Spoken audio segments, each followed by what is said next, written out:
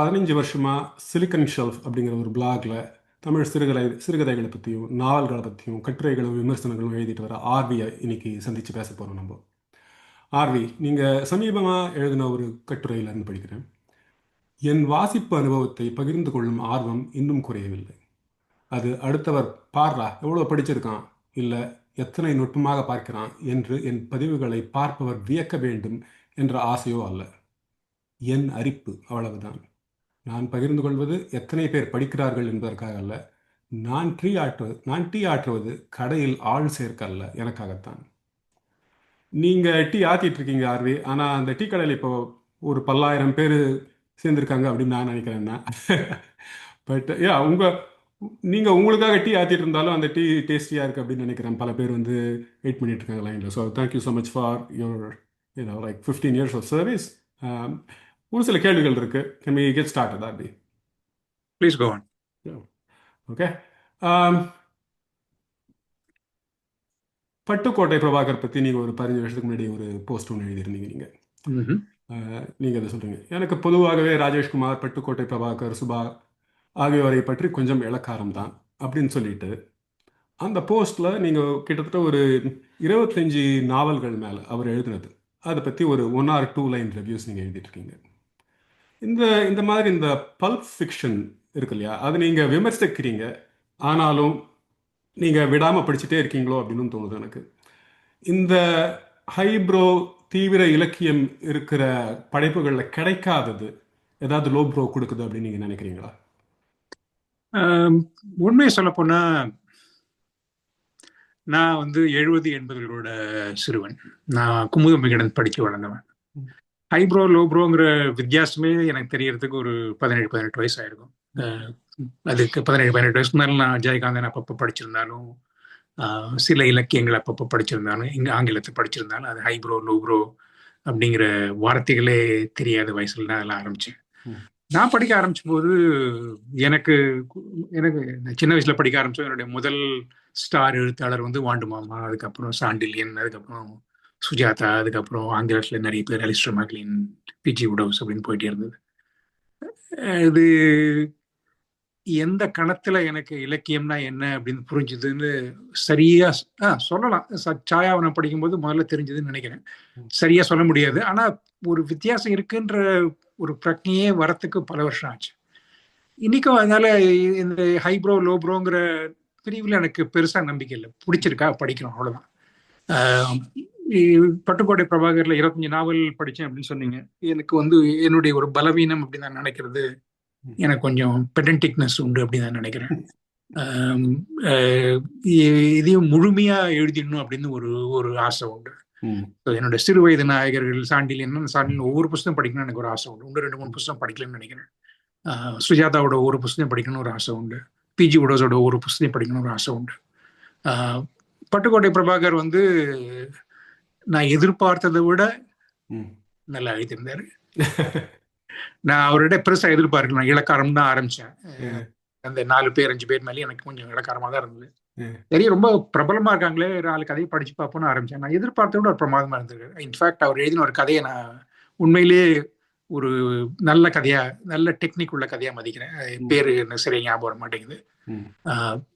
But அவருடைய இன் general எதிர்பார்ப்பை விட ஒருத்தர் பிரமாதமா எழுதிடுறாரு அப்படின்னா கொஞ்சம் கூட படிக்க தோணுது அப்படின்னு நான் நினைக்கிறேன். அவ்வளவுதான். Thank you. All right. I think that's a great answer. இப்போ லோ ப்ரோல இருந்து இப்போ சுஜாதாவை மிடில் ப்ரோ அப்படின்னு நீங்க கன்சிடர் பண்றீங்க அப்படின்னு நான் நினைக்கிறேன்னா, நீங்க சுஜாதாவோட 3 முகங்கள் அப்படின்னு ஒரு பதிவு எழுதியிருந்தீங்க. அதுல இருந்து படிக்கிறேன்னா, அவரது முன்னோடி முயற்சிகள் குறிப்பாக சயின்ஸ் ஃபிக்ஷன், அறிவியல் புனைவுகள் முக்கியமானவை அப்படின்னு நீங்க சொல்றீங்க. நீங்க அதாவது தமிழ்நாட்டில் அந்த காலத்தில் சயின்ஸ் ஃபிக்ஷன் யாரும் எழுதாதப்போ இவர் எழுதியிருக்காரு அப்படிங்கிறது என்ன முக்கியம் அப்படின்னு சொல்லலாம். ஆனால் ஒரு கிராண்ட் ஸ்கேலில் பார்த்தீங்க அப்படின்னா சுஜாதாவோட சயின்ஸ் ஃபிக்ஷன்ஸ், இப்போ நம்ம இங்கே சிலிக்கன் வேலியில் இருக்கோம், ரைட்? நீங்கள் ஒரு இன்ஜினியர், நீங்கள் அவரோட சயின்ஸ் ஃபிக்ஷனில் இருக்கிற சயின்ஸ் எந்த அளவுக்கு ஸ்ட்ராங் அப்படின்னு நீங்கள் நினைக்கிறீங்க? இதே இன்னொரு மாதிரி கேட்கணும்னா, இப்போ ஒரு 20 வயசில் ஒருத்தர் வந்து ஒரு இளம் வாசகன் 80s 90s யார் எழுதியிருக்காங்க அது இன்னும் ரெலவெண்ட்டாக அப்படின்னு பார்க்குறப்போ சுஜாதாவோட சயின்ஸ் ஃபிக்ஷன்ஸ் மேலோங்கி நிற்கும்னு நினைக்கிறீங்களா, இல்லைன்னா அவரோட ஸ்ரீரங்கத்து தேவதைகள் மாதிரி ஒரு இன்டிமேட்டான ஸ்டோரிஸ் இன்னும் அப்பீலிங்காக இருக்கும்னு நீங்கள் நினைக்கிறீங்களா? இன்னைக்கு யாராவது சுஜாதா படிக்கணும்னு ஆரம்பிக்கிறாங்க, இதான் முதல் முறையா படிக்கணும்னு ஆரம்பிக்கணும், நான் பரிந்துரைப்பது அப்கோர்ஸ் ஸ்ரீரங்கத்து தேவதைகள் தான். ஸ்ரீரங்கத்து தேவதைகள் அதுவும் ஒரு கதை 2 கதை படிச்சா பத்தாது, ஒரு 10-15 கதையா படிச்சா அது ஒரு கொடுக்குற அனுபவம் வேற அப்படின்னு எனக்கு தோணுது. அதே நேரத்துல சுஜாதாவோட சயின்ஸ் ஃபிக்ஷனை நீங்க 2-3 பேஸை பிரிக்கலாம். அவருடைய 60கள் சயின்ஸ் ஃபிக்ஷன் படிச்சீங்கன்னா அதில் அவர் நிஜமா சயின்ஸ் ஃபிக்ஷனே எழுதலை. அவர் எழுதினது சும்மா ஒரு மைல்டு ஹியூமன் அட்டம் பண்ணியிருக்காரு, அவ்வளவுதான். அது ஒரு சும்மா சயின்ஸ் ஃபிக்ஷன் ஒரு பின்புலம் கொடுத்துருக்காரு. அதை படிக்கணுமா அப்படின்னு கேட்டீங்கன்னா கராரா பார்த்தா படிக்க வேணும். அது சுஜாதா எப்படி எவால்வ் ஆயிருக்காரு அப்படின்னு ஆர்வம் உள்ளவங்க படிக்கலாம், இல்லாட்டி சயின்ஸ் ஃபிக்ஷன் எப்படி தமிழ்ல எவால்வ் ஆயிருக்குன்னு ஆர்வம் உள்ளவங்க படிக்கலாம். ஆனா மற்றவங்க படிக்க வேண்டிய அவசியம் இல்லை. 70களில் ஒரு கல்கியில ஒரு 10 கதை எழுதியிருப்பாரு. எனக்கு உண்மையில அதுதான் சயின்ஸ் ஃபிக்ஷனுக்கு அறிமுகமே. அதான் சயின்ஸ் ஃபிக்ஷன் அப்படின்னு நான் நினைக்கிறேன். உதாரணமா ஒரே ஒரு கதையை மட்டும் ஒரே ஒரு லைன்ல சொல்றேன். தமிழ் அழிஞ்சு போயிடுச்சு இல்ல, தமிழ் ரொம்ப சுருங்கி போயிடுச்சு. புரி அப்படின்னா புரியுதா அப்படின்னு அர்த்தம், அப்புரி அப்படின்னா புரியலன்னு அர்த்தம். அந்த மாதிரி தமிழ் பயங்கர ரொம்ப ரொம்ப சுருக்கமா போயிடுச்சு. இன்னைக்கு நம்ம பேசுற தமிழ் பழைய தமிழ், அதுக்கு அலடபிள் அப்படின்னு அப்ப பேர் வச்சிருப்பாங்க. அதுக்கு ஒரே ஒரு யூனிவர்சிட்டியில ஒரே ஒரு ப்ரொஃபசர், அவருக்கு ஸ்டூடெண்ட்ஸே கிடையாது. அப்புறம் திடீர்னு 2 பேர் அவர்கிட்ட படிக்க வருவாங்க. அவங்க படிக்க வந்தா எனக்கு 8 ஸ்டூடெண்ட்ஸ் இருக்காங்க, நான் என் வேலை நிம்மதி அப்படின்னு நினைப்பாரு. ஆனா பிரின்சிபல் பார்க்கும்போது, ஐ மீன் யூனிவர்சிட்டி டீன் பார்க்கும்போது அவங்க 2 பேரும் இருக்க மாட்டாங்க. அப்புறம் பார்த்தா அவங்க 2 பேரும் அந்த அலடபிளை பயன்படுத்தி அவங்க அதை கிரிப்டோ இதை பயன்படுத்தி அதை பயன்படுத்தி அவங்களுடைய சங்கீத வார்த்தைகளை பரிமாறிட்டு இருப்பாங்க. இவர் திடீர்னு ஃபாரன்சிக் டிபார்ட்மெண்ட்டுக்கு போயிடுவார். ஒரு மொழி எப்படி அழியுது அப்படிங்கறத அவருக்கு ஒரு சயின்ஸ் ஃபிக்ஷன் தரத்துல தான் கொடுத்திருந்தாரு. இன்ஃபேக்ட் இதுக்கு ஒரு ப்ரெசிடென்ட், நான் ரொம்ப பேசிட்டே போறேன், இது ரொம்ப ப்ரெசிடென்ட் இருக்கு. செகண்ட் வேர்ல்டு வார்ல நவாஹோ மொழியை இந்த மாதிரி யூஸ் பண்ணாங்க அப்படின்னு சொல்லிட்டு சொல்லுவாங்க. எனிவே அந்த ஒரு 7-8 சயின்ஸ் ஃபிக்ஷன் உண்மையில சயின்ஸ் ஃபிக்ஷன். என்ன கேட்டா அதான் முதல் சயின்ஸ் ஃபிக்ஷன் நினைக்கிறேன் தமிழ்ல. அதுக்கப்புறம் ஒரு பிற்காலத்தை எழுதின எண்ணினிய இயந்திரா, மீண்டும் ஜீனோல கொஞ்சம் என்ன சொல்றது, எளிமைப்படுத்துதல், ஜனரஞ்சகப்படுத்துதல் இருந்தாலும் அதுவும் சயின்ஸ் ஃபிக்ஷன், அதையும் படிக்கலாம். அதாவது அந்த ஏலியன் இன்வேஷன்லாம் it just does not stand up to scrutiny, right? அதை தமிழ் மக்களுக்கு இவ்வளவுதான் புரியும் அப்படின்னு அவர் எழுதினாரோ அப்படின்னு நீங்க நினைக்கிறீங்களா, இல்லைன்னா அவருக்கு அதுக்கு மேலே எழுதிக்க முடியும்னு நினைக்கிறீங்களா? இல்ல, நீங்க ஏலியன் இன்வேஷன்ங்கிறது அதுல பாயிண்டே இல்லை. அழிஞ்சு போன ஒரு மொழியை பயன்படுத்தி அதை ரகசிய தகவல்களை பரிமாறிக்க பயன்படுத்திங்கிறது அந்த கதையினோட பாயிண்ட். அது இன்னைக்கு இருக்கு. எத்தனையோ மொழிகள் அழிஞ்சுக்கிட்டே போகுது. மொழிகள் அழிஞ்சுக்கிட்டே போகும், எதிர்காலத்தையும் அழிஞ்சுக்கிட்டே போகும். மொழி மாறும் அப்படிங்கிறது ஒரு உதாரணம் சொல்றேன். மார்ஷியன் ஆடிசின்னு ஒரு ரொம்ப பிரபலமான ஒரு சயின்ஸ் ஃபிக்ஷன் இருக்கு. 1920s எழுதினாங்க. அதுல இன்னைக்கு படிச்சீங்கன்னா எனக்கு ரொம்ப பிடிச்ச சிறுகதை. இன்னைக்கு நான் அதை பரிந்துரைப்பேன். ஆனா என்னையா இது ஒரு ஜூல வர மாதிரி 4-5 ஒருத்தர் மார்ஸுக்கு போவாரு, அங்க 4-5 விதமான ஜீவராசிகளை பார்ப்பாரு. ஒரு ஜூவுக்கு போய் பார்க்குற மாதிரி இருக்கு, இது ஒரு கதையா அப்படின்னு சில பேருக்கு தோணலாம். ஆனா என்னை பொறுத்த வரைக்கும் அது உண்மையான சயின்ஸ் ஃபிக்ஷன், அது முக்கியமான சயின்ஸ் ஃபிக்ஷன், இதை படிக்க வேண்டியது. அதே மாதிரிதான் சுஜாதாவுடைய இந்த ஒரு 7-8 சிறுகதைகள், அதுல ஒரு 4-5 நல்ல சிறுகதைகள் அப்படின்னு சொல்லுவேன், படிக்க வேண்டிய சிறுகதைகள்னு சொல்லுவேன். அல்டிமேட்டா நல்ல சயின்ஸ் ஃபிக்ஷன் ஹியூமனிட்டியை பற்றி ஒரு டீப்பான ஒரு பியர்சிங் கேள்வியை கேட்குற சயின்ஸ் ஃபிக்ஷனாக தான் நான் படிச்சிருக்கேன். நான் படித்த நல்ல சயின்ஸ் ஃபிக்ஷன் எல்லாம் இந்த மாதிரி ஒரு சொசைட்டி இருந்தா மக்கள் எப்படி அப்ரோச் பண்ணுவாங்க, மக்களுக்குள்ள என்னென்ன பிரச்சனைகள் வரும், அவங்க எப்படி மக்கள் எந்த மாதிரியான நம்ம மனுஷங்களோட டீப் டவுன் நேச்சர் என்ன அப்படிங்கிறத எக்ஸ்ப்ளோர் பண்ணுறதுக்கான ஒரு டூலாக தான் சயின்ஸ் ஃபிக்ஷனை நான் பார்க்குறேன்னா, அதில் சுஜாதாவோட சயின்ஸ் ஃபிக்ஷன் ஐ திங்க் நீங்கள் ஒத்துக்கிறீங்கன்னு நினைக்கிறேன். I think they are secondary to ஸ்ரீரங்கத்து தேவதைகள், ரைட்? ஸ்ரீரங்கத்து தேவதைகளுக்கு இனிமே ஒரு ஸ்ட்ராங்கர் அப்பீல் இருக்கு. ஒரு 20 வருஷம் கழிச்சியும் ஒரு 50 வருஷம் கழிச்சியும் ஸ்ரீரங்கத்து தேவதைகளுக்கு இருக்கிற ஒரு லாஸ்டிங் எஃபெக்ட் அவர் எழுதின சயின்ஸ் ஃபிக்ஷனுக்கு கிடைக்காதோ அப்படின்னு தான் நான் நினைக்கிறேன். அதை கண்டிப்பா நீங்க சொல்றது ரொம்ப சரி. சயின்ஸ் ஃபிக்ஷன்லயும் ரெண்டா பிரிப்பேன். அவருடைய early science fiction and later science fiction. Early science fiction முன்னோடி முயற்சிங்கிற ஒரே காரணத்துக்காக தான் அதனுடைய முக்கியத்துவம். ரெண்டாவது உண்மையான சயின்ஸ் ஃபிக்ஷன். ஆனா ஸ்ரீரங்கத்து தேவதைகளோட ஒப்பிட்டா அது ரெண்டாவது படியில் தான் இருக்குன்னு சொல்லணும். தேங்க்யூ. அடுத்த கேள்வி போகலாம். உங்களோட சிலிக்கன் ஷெல்ஃபோட முதல் பதிவு, அஃப்கோர்ஸ் நீங்கள் அதுக்கு முன்னாடியே நீங்கள் எழுதிட்டு தான் இருந்திருக்கீங்க. நீங்கள் படிக்கிற கதைகளை பற்றியும் நாவலை பற்றியும் நீங்கள் நோட் புக்கில் எழுதிட்டு வந்ததான் நீங்கள் சொன்னீங்க. நீங்கள் பட் பரவாயில்ல, எல்லாரும் படிக்கிற மாதிரி எழுதின இந்த பிளாகில் எழுதின நீங்கள் முதல் பதிவு ஏன் படிக்கிறேன் அப்படின்னு, மனிதனின் உச்சங்களை, அதீத உணர்ச்சிகளை உண்மையாக காட்டும் போது அந்த நிலையை அன்பு, பாசம், நட்பு, நேர்மை, உண்மை போன்ற உயர்ந்த நிலையாகட்டும், இல்லை குரூரம், சுயநலம், வெட்டி பந்தா, கயமைத்தனம், போலித்தனம் மாதிரி தாழ்ந்த நிலையாகட்டும், அதை உண்மையாக சித்தரிக்கும் போது பெரும் மன எழுச்சியோ இல்லை சி மனிதன் இவ்வளவுதானா என்று வெறுப்போ எழுகிறது. அந்த அன்பும் பாசமும் குரூரமும் சுயநலமும் நம்முள்ளும் இருக்கிறது என்ற உண்மையும் தெரிகிறது. இது ஒரு ஒரு ரொம்ப ஒரு டைம்லெஸ்ஸான ஒரு சென்டிமெண்ட், ரைட்? நம்ம எல்லாரும் ஏன் படிக்கிறோம் அப்படின்றதுக்கு. நீங்கள் பல வருஷமாக நீங்கள் படிச்சுட்டு இருக்கீங்க, 15 வருஷமாக நீங்கள் பப்ளிக்காக பிளாகும் நடத்திட்டு இருக்கீங்க. இதில் வந்துட்டு ஏதாவது ஒரு ஸ்ட்ரக்சரல் சேஞ்ச் நீங்கள் படிக்கிற விதத்தில் உங்களுக்கு இருக்கா? அதாவது இதை நல்ல இலக்கியம் எல்லாமே இதை கொடுக்குது, இதை நமக்கு உணர்த்துது நீங்கள் சொன்ன பாயிண்ட்டை. ஆனால் ஒரு இலக்கியத்திலேருந்து நீங்கள் எதிர்பார்க்கறதில்ல வேற ஏதாவது, நீங்கள் ஒரு நாவலை நீங்கள் 20 வருஷத்துக்கு முன்னாடி எப்படி படிச்சீங்க, இல்லை அதே நாவல் இப்போ நீங்கள் படிக்கிறப்ப நீங்கள் வேற மாதிரி படிக்கிறீங்க, அந்த மாதிரி உங்களோட ஒரு ரீடரோட எவல்யூஷனாக ஏதாவது இருக்கா அப்படின்னு? நிச்சயமா இருக்கு. ஆனா நீங்க கேட்கும்போது எனக்கு டக்குன்னு உதாரணம் எதுவும் ஞாபகம் வரல. 18வது அட்சக்கோடு வேணா ஒரு விதத்தை சொல்லலாம். 18வது அட்சக்கோடு நான் முதல்ல படிச்ச போது, என்னையா சொல்றீங்க, என்ன பையன் காலேஜுக்கு போறான், விளையாடுறான், 4 ஃப்ரெண்ட்ஸ் கூட பேசுறான், திடீர்னு நடுவில் எங்கேயும் மாட்டேங்கிறான், இது ஒரு கதையா அப்படின்னு தோணுச்சு. எனக்கு சாதாரணமா அடுத்தவங்க சொல்லி ஒரு கதை புரியறது இல்லை, நானா புரிஞ்சுக்கிட்டாதான் உண்டு, இல்லை 2வது ரீடிங்ல புரிஞ்சுக்கிட்டாதான் உண்டு. அப்போ ஜெயமோகன் கிட்ட ரொம்ப பேச்சுவார்த்தை நடந்துட்டு இருந்தது. அவர்கிட்ட என்ன கதைங்க இது ஒரு கதையா இது அப்படின்னு கேட்டேன். அவர் ஒரு பெரிய விளக்கம் கொடுத்தாரு. அதுக்கப்புறம் திருப்பி 2ஆம் முறை படிச்ச போது அந்த கதை வேற மாதிரி புரிஞ்சுது. சில அனுபவங்கள் இருக்கு, எனக்கு எல்லா இதுவும் ஞாபகம் வரல. ஆனா அதிகமா இருக்கிறது வந்து சின்ன வயசுல இது பிரமாதமா இருக்கு அப்படின்னு நினைச்சது திருப்பி 2வது படிக்கும் போது இதெல்லாம் ஒரு கதையா, இதெல்லாம் இதுக்கு டைம் வேஸ்ட் பண்ணனா அப்படின்னு தோன்றது.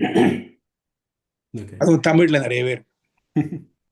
அது உங்களோட ஒரு ரீடரோட மெச்சூரிட்டியை பொறுத்து நீங்கள் திரும்பி பார்க்குறப்ப நீங்கள் 20 வயசுல நீங்கள் ரசிச்சதை இப்போ நீங்கள் ரசிக்க முடியல அப்படின்னு சொல்றீங்க நீங்கள். அதான் நிறைய இருக்கு, அந்த அனுபவம் தான். Okay, maybe I think that's a nice segue to Bharathiyar, right? நீங்கள் பாரதியார் பற்றி எழுதின கட்டுரைகளில் இருங்க நான் சொல்கிறேன்.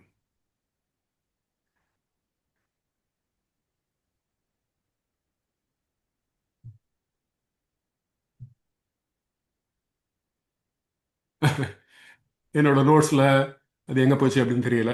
பட் நீங்கள் ஒரு கவிதை அப்படிங்கிறது ஒரு நல்ல கருத்தை ரத்தின சுருக்கமாக அழகாக சொல்கிறது, அது ஒரு ஆஸ்பெக்ட்.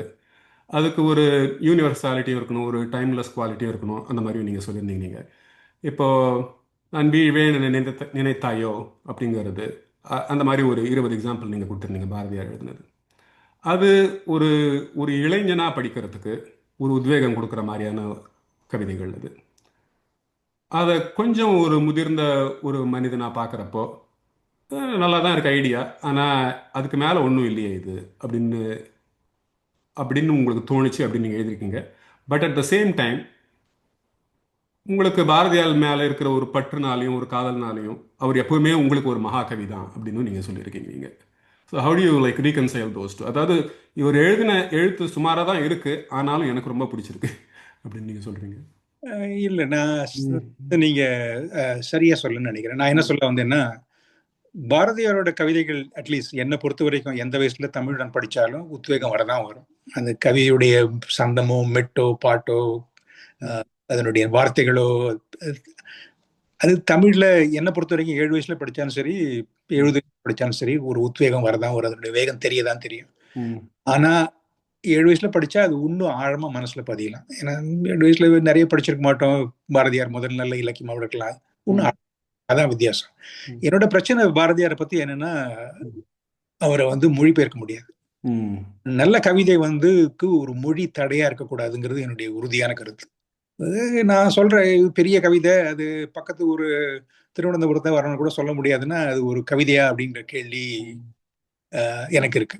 ம், இன்ஃபேக்ட் பாரதியார் மகாகவியான்னு எனக்கு முதல்ல எழுந்த கேள்வியே என்னோட மலையாள நண்பன் ஒருத்தன் வந்து, ஏன்னா பாரதியார்ன்றீங்களே தமிழர்கள்லாம் ஒரு 2 கவிதை மொழிபெயர்த்து சொல்லு அப்படின்னா, ம், நான் வீழ்வேன் என்று நினைத்தானே do you think I would ஃபால்னா அது கவிதையாவே இல்ல.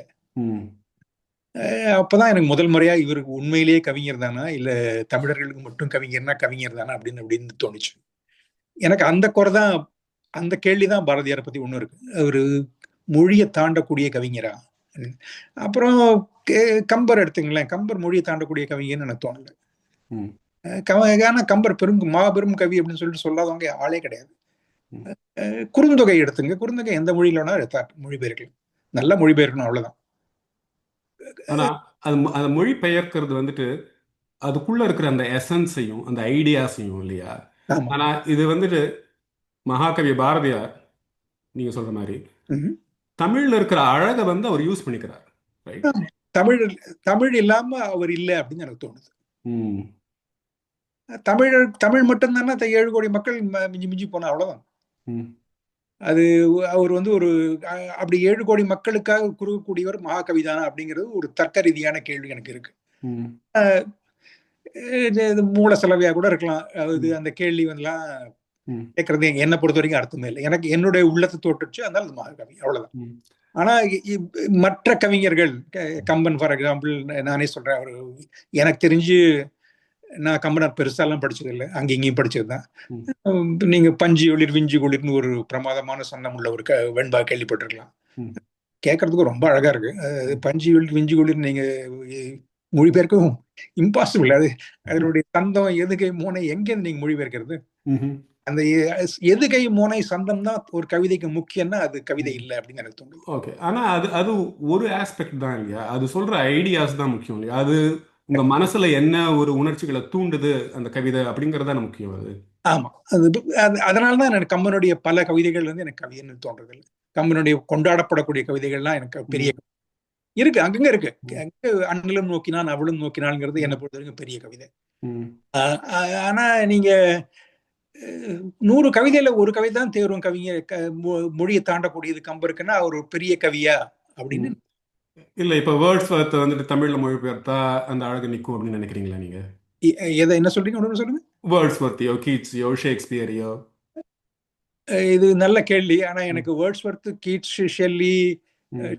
சானட்ஸ் கூட கவிதைகள்லாம் எனக்கு பட்டது. யாருமே யாருமே நல்ல கவிஞர்கள் இல்லைன்னு ஒரே போட போட்டீங்க நீங்க. இல்ல அங்கங்க இருக்காங்க. எனக்கு ம், வந்து என்னோட கவிதைகளை பொறுத்த வரைக்கும் என்ன பிரச்சனை வந்து 1000 கவிதைகள் படிச்சா எனக்கு ஒரு கவிதை மனசு நிக்குது.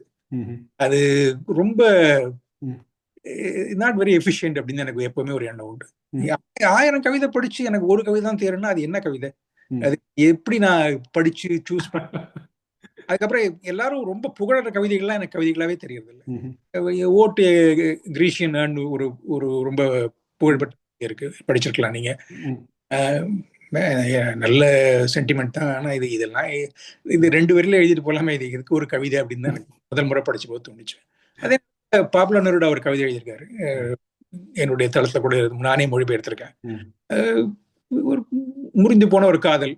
ம், நீ என்ன நினைச்சிட்டு இருக்கியா, நான் உன்னை நினைச்சிட்டு இருக்கேன், அந்த நாள் அப்படி இருக்கு அப்படின்னு ஒரு எழுதியிருக்காரு. டைம்லெஸ் போயிட்டு ம், ஓலே சோயங்கா ஒரு கவிதை எழுதியிருக்காரு, டெலிஃபோன் கான்வர்சேஷன் சொல்லிட்டு.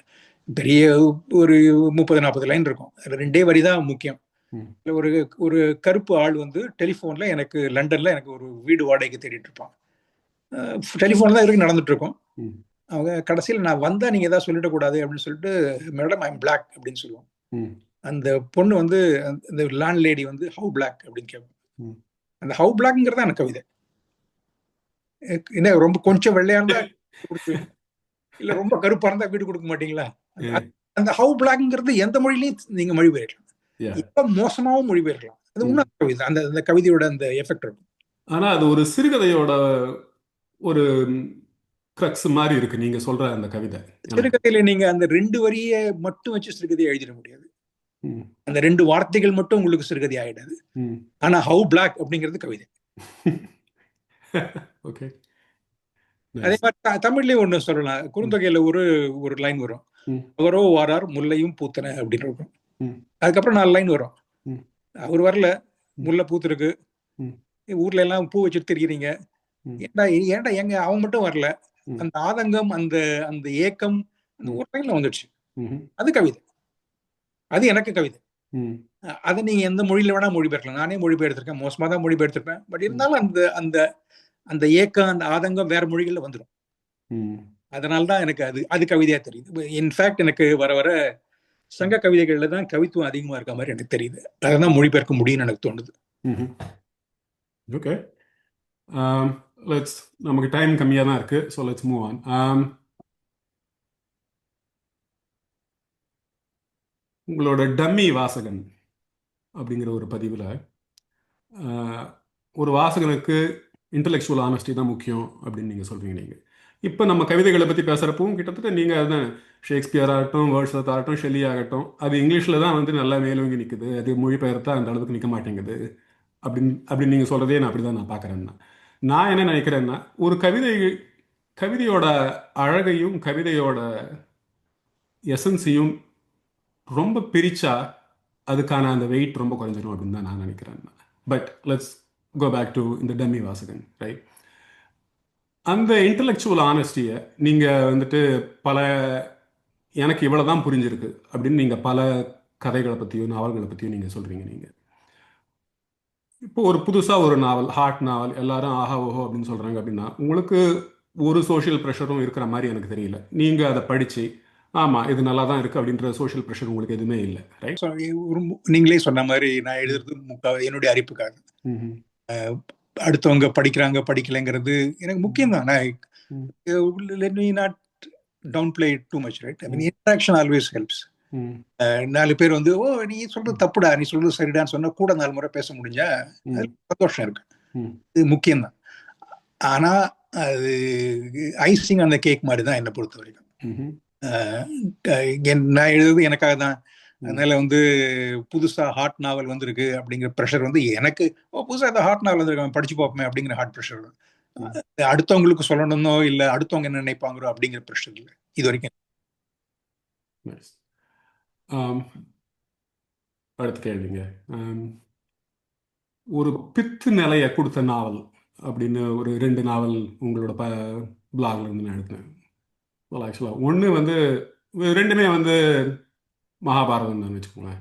ஒன்று மகாபாரதத்தை பற்றி நீங்கள் சொல்கிறப்போ, மகாபாரதம் எனக்கு உலகத்தின் தலை சிறந்த இலக்கியம், அதில் எல்லா கதைகளும் இருக்கிறது, அதனால் அது தலை சிறந்த இலக்கியம் என்ற தர்க்கபூர்வமான முடிவு அல்ல, தர்க்கபூர்வமான அறிவுபூர்வமான அணுகுமுறைகளுக்கெல்லாம் அப்பாற்பட்டது அந்த உணர்வு, ஆழ்ந்த பித்து என்றே சொல்லலாம், ரைட்?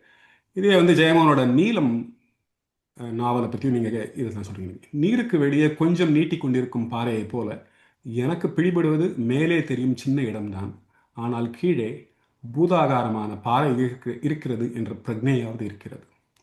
அது இது நான் எப்படி படிக்கிறேன்னா, அது கிராஸ் பண்ணுறதுக்கு இதில் எவ்வளவோ இருக்குது. எவ்வளோ தடவை படித்தாலும் நமக்கு இன்னும் கிடைக்காத விஷயம், புரியாத விஷயம் இருக்குது. ஆனாலும் நீங்கள் படித்ததும் புரிஞ்சதுமே உங்களை வேற எங்கேயோ ஒரு இடத்துல போய் உட்கார வைக்குது அப்படின்னு நீங்கள் சொல்கிற மாதிரி இருக்கு. இந்த மாதிரி பித்து நிலைக்கு கூட்டு போகிற நாவல்கள் பற்றி சொல்லுங்களேன். நீங்கள் பித்து நிலைக்கு கூட்டிட்டு போற நாவல்கள் அப்படின்னு உண்மையில நீங்க சொல்றதை கொஞ்சம் மாறுபடுறேன்.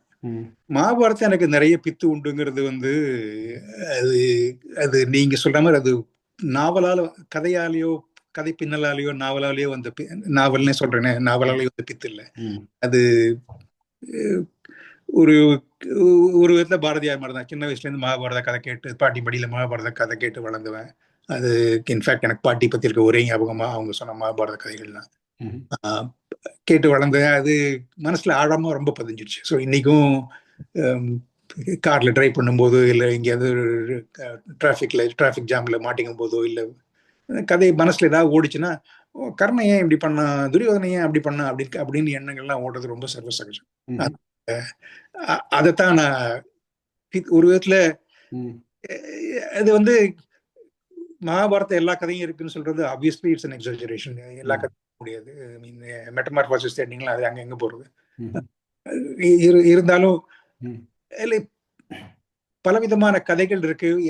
எல்லா கதைகளுக்கும் ஒரு எப்படியாவது தேடி பிடிச்சி கண்டுபிடிச்சு ஒரு ஸ்பின்னாவது போட்டு ஒரு முன்னாடி கண்டுபிடிச்சிடலாங்கிறது அநேகமா உண்மை. ஆனா அந்த மாதிரிலாம் யோசிச்சு எனக்கு மகாபாரத மேல அந்த ஆழ்ந்த பித்து காதல் ஏற்படல. ஏற்பட்டுச்சு, அவ்வளவுதான். பித்து நாவலை பத்தி நீங்க சொன்னது ரொம்ப சரி. நீங்க ஒவ்வொரு முறை படிக்கும் போது ஏதாவது புதுசா தெரியுது. ஒவ்வொரு முறை படிக்கும் போதும் இது ரொம்ப ஆழ்ந்து படிக்க வேண்டிய நாவல், பலமுறை படிக்க வேண்டிய நாவல் தோணிருக்கு. என்னை பொறுத்த வரைக்கும் ஜெயமோகன் அதில் அடைஞ்ச உச்சத்தை இது வரைக்கும் திருப்பி அடைய முடியல மாட்டார்னு எனக்கு தோணுது. பட் ஆனா ஒரு நாவல்ல நான் பித்து பிடிச்சு இந்த நாவலை மீண்டும் மீண்டும் படிக்கணும் அப்படின்னு தோணுன மாதிரி எனக்கு தெரியல. சில நாவல்கள் நான் மீண்டும் மீண்டும் படிக்கிறேன். பிரைட் அண்ட் ப்ரெஜுடிஸ் 4-5 வருஷத்துக்கு முன்னாடி படிப்பேன். லவ் ஸ்டோரியா 4-5 வருஷத்துக்கு முன்னாடி படிப்பேன். எரிக் செகல் எழுதின லவ் ஸ்டோரியை 4 வருஷத்துக்கு முன்னாடி படிப்பேன். To kill a mockingbird எனக்கு யாரும் சொல்ல மாட்டாங்க, என்னை பொறுத்த வரைக்கும் அதான் உலகத்தை தலை சிறந்த நாவல். அதை எப்படி 4 வருஷத்துக்கு முன்னாடி படிக்குமா. திருப்பி திருப்பி படிக்கிறது வேற. அந்த நாவல்ல திருப்பி படிக்கும்போது பிரைட் அண்ட் ப்ரெஜுடிஸ் படிக்கும்போது எந்த சாப்டர் திருப்பி படிக்கணும், எந்த சாப்டர் தெரியும். அதையும் அப்படியே ஸ்கிப் பண்ணியும் போகலாம். ஆனா அப்படியே பித்து பிடிச்சி ஒரு நாவல் இருந்த மாதிரி எனக்கு தெரியல. நான் நீலம்ல சொன்ன பித்து வந்து நீலம் காட்டுற ஒரு பித்து நிலை. அதுல நீங்க யோசிச்சு பாத்தீங்கன்னா ராதையுடைய நிலைமைய வேற எப்படியும் விவரிக்க முடியாது. அது ஒரு மீராவுடைய ஆண்டாவுடைய கம்பேர் பண்ணக்கூடிய ஒரு நிலைமை. அதுதான் நான் பித்து நிலைமை அப்படின்னு நீளத்துல நான் குறிப்பிட்டேன். மகாபாரத்தை எனக்கு பித்துங்கிறத விட எனக்கு பெட்டர் வேர்ட் தெரியல. மகாபாரத்தை பத்தி பல குருட்டு சிந்தனைகள் மனசை ஓடிட்டு தான் இருக்கும். Maybe obsession, I don't know, அந்த மாதிரி என்ன வச்சுக்கலாம். Okay, thank you. அப்சஷன் அப்படின்னு சொன்னீங்க நீங்கள். உங்களோட ரைட்டிங் ஸ்டாமினா பற்றி ஒரு கேள்வி. நீங்கள் வந்துட்டு அந்த பட்டுக்கோட்டை பிரபாகர் பற்றி பேச ஆரம்பித்தோம் நம்ம. அந்த போஸ்ட்டில் நீங்கள் பட்டுக்கோட்டை பிரபாகரோட 25 நாவல்களை ரொம்ப ஷார்ட்டாக ரிவ்யூ பண்ணிட்டு போகிறீங்க நீங்கள். அதே மாதிரி சுஜாதாவோட போஸ்ட்லேயும் பல நாவல்களை நீங்கள் ரெஃபர் பண்ணுறீங்க. உங்களுக்கு first of all, how do you make time for reading? ரெண்டாவது, how do you make time for writing? And you've been doing this for decades, right? அதுக்கான மோட்டிவேஷன் இருந்தது, டிசிப்ளினா, ஹேபிட்டா, அப்சஷனா, படித்ததை பற்றி யோசிச்சதை ஒரு எழுத்து வடிவில் கிளியராக எல்லாருக்கும் பப்ளிஷ் பண்ணுறது. படிக்கிறது வந்து உண்மை சொல்லணும்னா எனக்கு 20 வயசுல இருந்த உற்சாகம் இன்னைக்கு கிடையாது. 30 வயசுல இருந்த உற்சாகம் 20 வயசுல இருந்த உற்சாகம் 30 வயசுல கிடையாது. 30 வயசுல இருந்த உற்சாகம் 40 வயசுல கிடையாது. உற்சாகம் குறைஞ்சிக்கிட்டே தான் போகுது. என்னால இனிமே வார் அண்ட் பீஸ் படிக்கணும்னு நானும் 4-5 முறை ட்ரை பண்ணி புத்தகம் வச்சுட்டேன். ஏன்னா பெரிய புத்தகமா இருக்கு, படிக்கிறதுக்கான காலம் இல்லை. இன்ஃபேக்ட் வர வர சிறுகதைகள் படிக்கிறது தான் பிடிக்குது. இந்த 10 நிமிஷம் படிச்சுமா போனோமா அப்படின்னு இருக்கலாம்.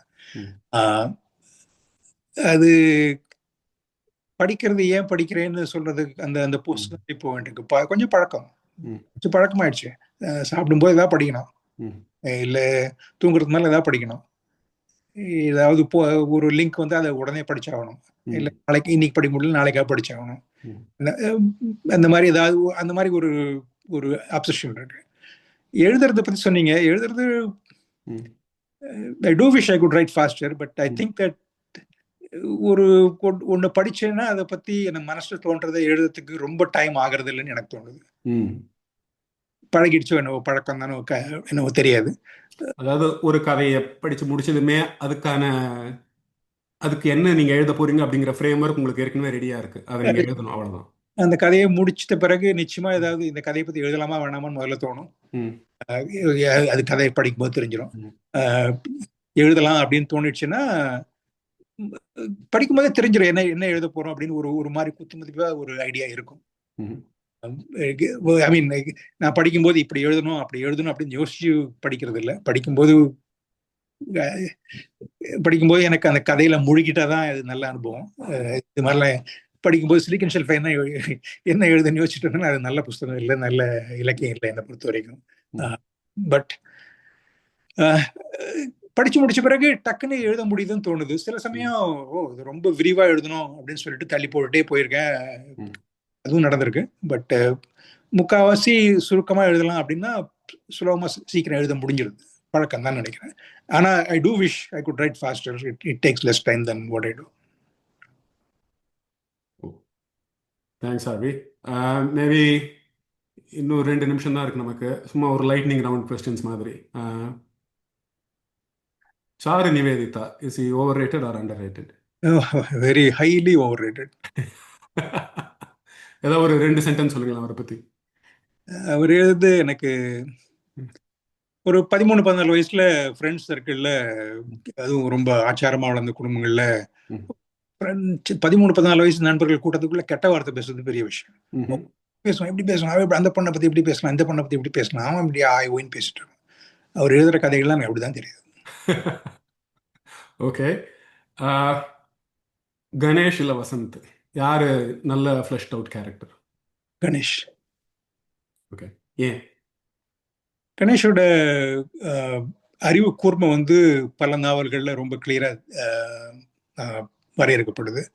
அவருடைய பலங்கள் பலவீனங்கள் எல்லாமே ஓரளவு தெரியுது. வசந்த் ஒன் டைமென்ஷனலா ஆகிட்டாரு. வாசகர் பிரஷ்டா இருக்கலாம். வசந்த் ஒரு ஜொல்லன் அப்படிங்கிற டைமென்ஷன்ல அவர் சில சமயம் முயற்சி செய்தாலும் அதுக்கு மேல அது போகல. ஓகே, பதில் சொன்னீங்க. Thank you so much for your time. Thank you Prasad.